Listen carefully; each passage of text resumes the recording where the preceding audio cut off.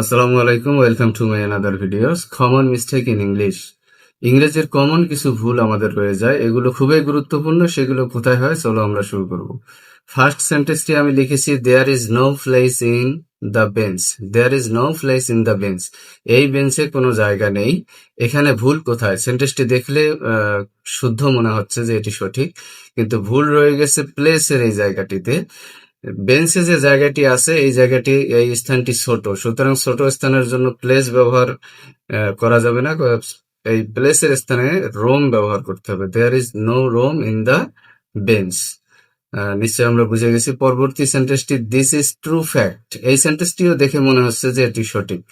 আসলে this is true fact, এই fact শব্দের অর্থই হচ্ছে সত্য ঘটনা। এখানে ট্রু ব্যবহার করা একটি বাহুল্যতা, এটি বাহুল্যতা হয়েছে, বাহুল্য হয়েছে, সুতরাং ট্রু ফ্যাক্ট ব্যবহার করার প্রয়োজন নেই। This is fact, this is fact, এটি কারেক্ট। পরবর্তী সেন্টেন্সটি আমরা লিখেছি, learn this poem by memory. কবিতাটি শেখো মেমোরি থেকে। আসলে কবিতা মানুষ মেমোরি থেকে শেখে না, কবিতাটি শেখে মানুষ হার্ট থেকে, হৃদয় থেকে। সুতরাং মেমোরির পরিবর্তে আমাদেরকে লিখতে হবে হার্ট।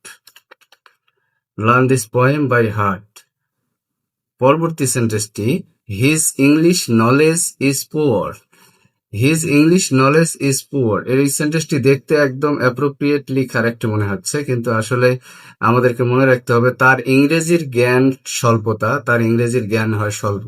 কিন্তু এখানে হচ্ছে যে ইংরেজির জ্ঞান, ইংরেজির কথাটার সঠিক ইংলিশ হচ্ছে অফ ইংলিশ। ইংলিশ কথাটা সঠিক, ইংরেজির কথাটা সঠিক ইংলিশ হচ্ছে অফ ইংলিশ। সুতরাং আমাকে এই সেন্টেন্সটি এভাবে তৈরি করতে হবে, his knowledge his knowledge of English his knowledge of English is poor. Thank you for watching my videos. আশা করি বুঝে গেছে সবাই।